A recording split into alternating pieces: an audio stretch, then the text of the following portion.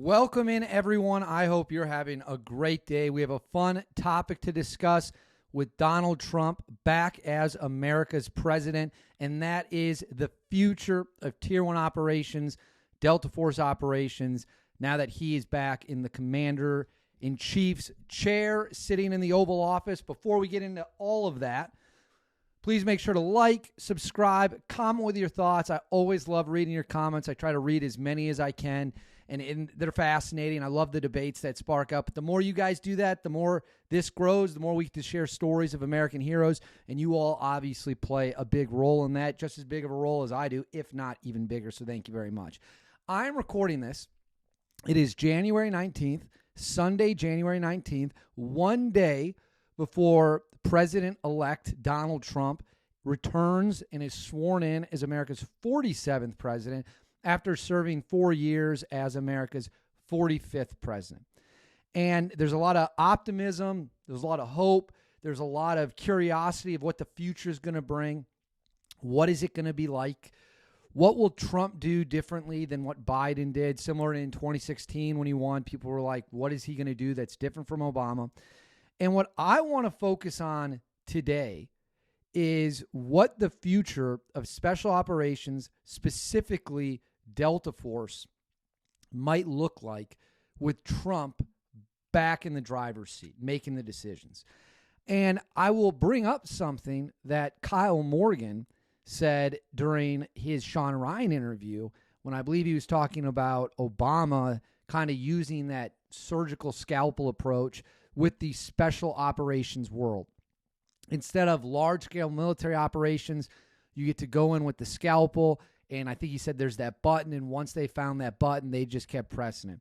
So Delta Force, SEAL Team 6, they had no shortage of work to get after during the Obama administration, and then Trump really did keep up that same template, if you will, when he was sworn in January of 2017 after winning the election in 2016. We saw this play out with Baghdadi, how they killed him in Syria. No big military operation. They didn't deploy entire divisions of troops to Syria to get Baghdadi. They flew in the middle of the night with Delta Force and I believe some Army Rangers, took care of business. Same way with Soleimani. They didn't invade Iran to get him.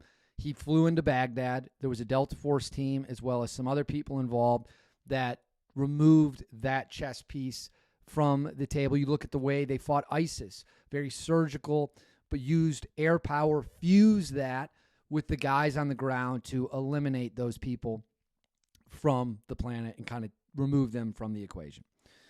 That was really cool to see just from a history standpoint, a historical standpoint.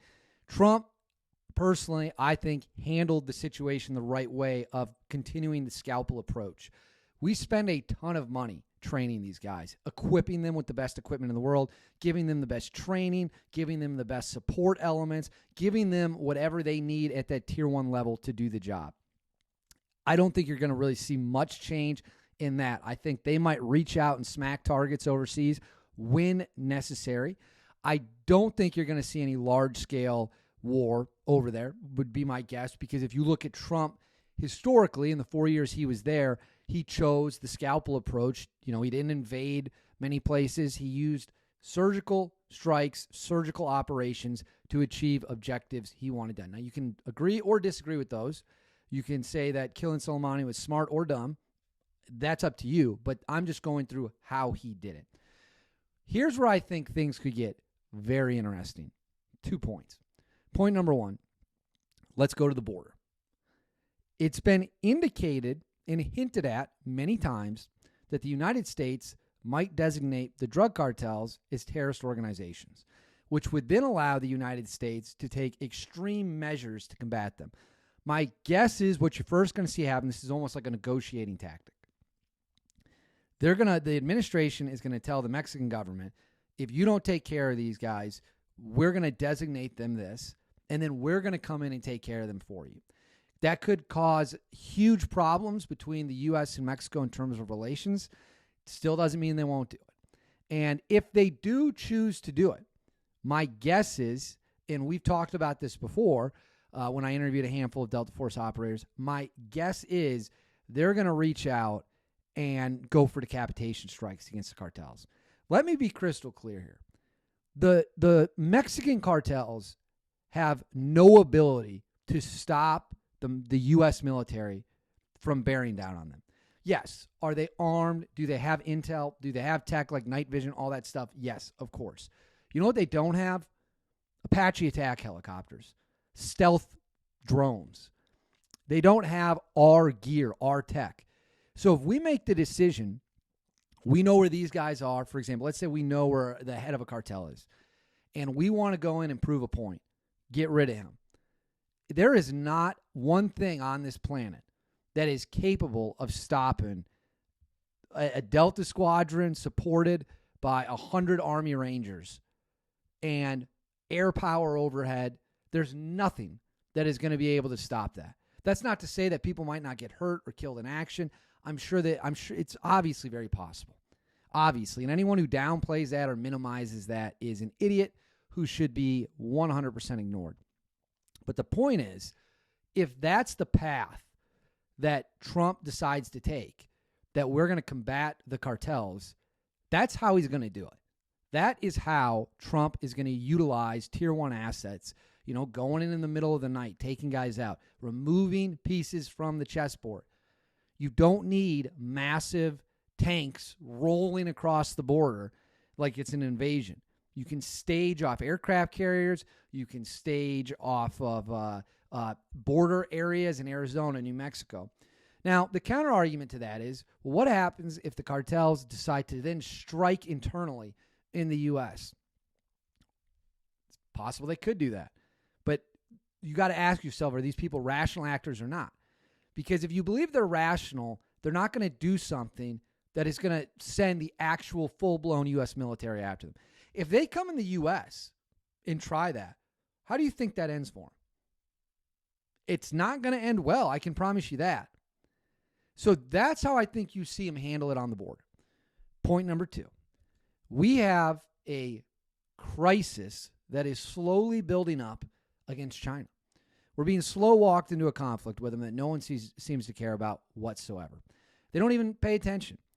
China is adamant that they're going to take Taiwan back by force. The window for that is no later, I believe, than 2028. It's currently 2025. Doesn't leave us a lot of time. There's some windows that suggest it could come as soon as 2026, 2027. What role could tier one operators play if China launches a massive invasion or goes after one of our other allies in the region? That's a fascinating question, because that conflict is going to be fought on the oceans and in the air. What you could do, and I don't even know if they would, what you could do is use tier one operators in a assassination level role or a sabotage role. However, when it comes to the air power aspect or sinking ships that are crossing the strait to try to get to Taiwan, we're talking about humans and individuals, and we're talking about a scenario where you're going to have F-35s and F-22s roaring through the air, trying to smoke every Chinese plane they can find. We're talking about submarines that are going to be sinking any ship that gets in the water. I mean, it's going to be brutal. So I don't think that it's not an action movie. Let's just call it what it is. It's not an action movie. My guess, and I don't know, they would be deployed in kind of that direct action, kill element, sabotage element, things of that nature, because that's what they do. You could also see RRC out of the Army do the same thing, because what do? They do recon, and they're amazing at it. And that might give us the ability to reach out secretly, get an idea of what's going on, gather intel, make that intel actionable, and then do something with it. But in terms of, they're not going to be blowing up Chinese submarines. I mean, I don't even know how anyone would think that would be the case. It doesn't make sense. To summarize it all up, my theory is, and I don't know this, that the special operations community under Trump will continue to stay very busy, doing a variety of different jobs that they've been doing for more than a decade. When they kind of pivoted to, we're pulling back the traditional military. We're amping up the special operations. And like we saw with Soleimani, Baghdadi, all those guys just getting waxed without any idea it was coming. That's what I think you're going to see. But instead of seeing it in the Middle East, you could see it in Mexico. You really could. Doesn't mean it's going to happen. I'm not sitting here promising you it's going to happen, but it could happen. And it'll be fascinating to see how it all plays out. But that's just my opinion. I want to hear your opinion in the comments. What do you think the future of Delta Force, SEAL Team 6, all that stuff in a new second Trump administration looks like? Let me know in the comments below. Make sure to like this video and please subscribe, and I'll see you all next time.